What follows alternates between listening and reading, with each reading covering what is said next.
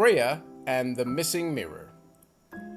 Once upon a Purr, in a mansion so luxurious even the shadows wear velvet, lives a cat named Freya.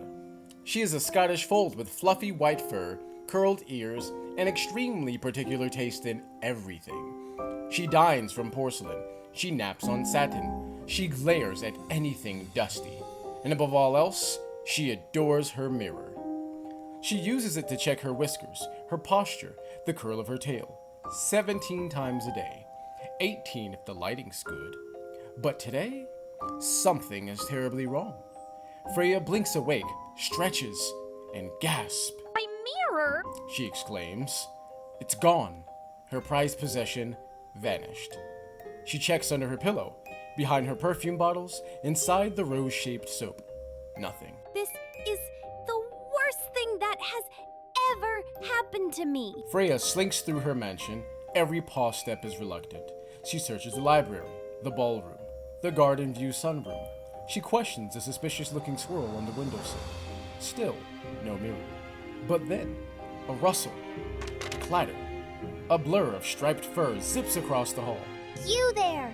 Stop, thief! Grub, a scruffy raccoon with a tiny top hat and a love of shiny things. Whoa, whoa! I didn't take your glimmer thing, princess. I am not a princess.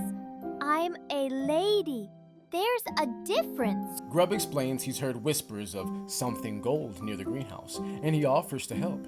Freya, disgusted, says, Your tail is tangled in a dandelion. Grub, grinning, says, Yeah, and your nose is stuck in the air. Let's go. and just like that, Freya embarks on her very first quest with a raccoon. They sneak through the greenhouse. Freya's fur brushes against leaves, and worst, her paws have to touch dirt. They crawl through a forgotten tunnel behind the wine cellar. Freya sneezes twice. And in the old music room, Grub finds a clue. A tuft of gold thread stuck to the harp. Freya knows that thread. It's from the velvet lining of her mirror's case. It's close. I can feel it. She says. They reach the rose garden, but the mirror is nowhere to be seen. Grub suggests it may have been taken further, maybe by a crow. They like shiny things. Freya loses her temper, fur bristling. This is your fault. With your noise, and your dirt, and your grubbiness. Grub flinches, turning to leave. You don't have to like me, but I was just trying to help. Freya is left alone under the trellis. The roses are blooming, the wind is soft, and suddenly, everything feels quiet. Lonely. She remembers something Grub said earlier, about shiny things not always being valuable. She realizes she's been so obsessed with how she looks, she forgot how to see. She sighs, turns to head back inside, and then, under a pile of rose petals, something catches the light. The mirror. She runs over to it.